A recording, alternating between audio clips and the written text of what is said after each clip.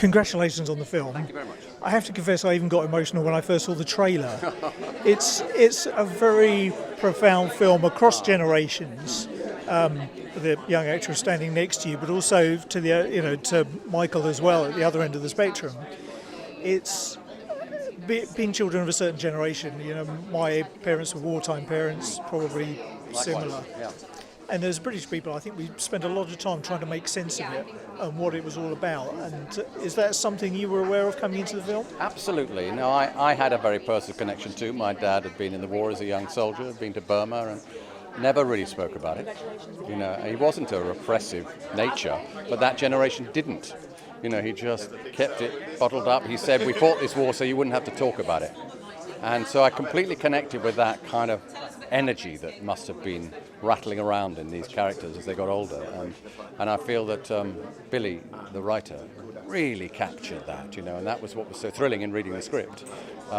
You just felt like it was absolutely dripping with empathy and not sentimentality. It was a good, tough story, good, tough look straight in the eye of what have you done with your life, and drawing these parallels between war and old age, and you can't really survive either, even if you survive, so it sort of had so many resonances for me. We were talking to Billy a moment ago about how the story almost wanted to be told, in the way it just kind of jumped onto the page. Was that the sensation you got? Because obviously it was in the press at the time. Yeah.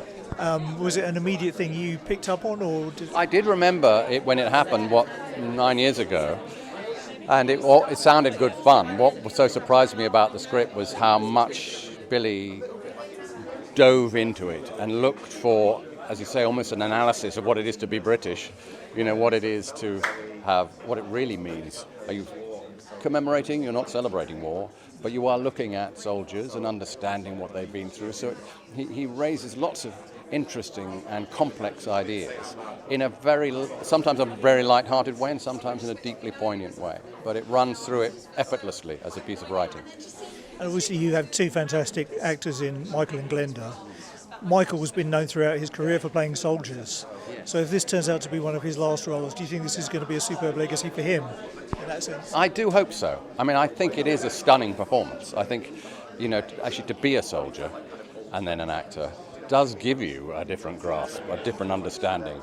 You're not playing it, you just felt it, you've experienced it. And he brings that onto the screen. And I hope, from my point of view, I'm delighted to be part of it, but I think purely from his point of view, it's a fantastic testament to his talent. Ladies and gentlemen, you're watching Hey You Guys! Hey, you guys! Hey, you guys! Hey, that's what they all say. Hey, you guys!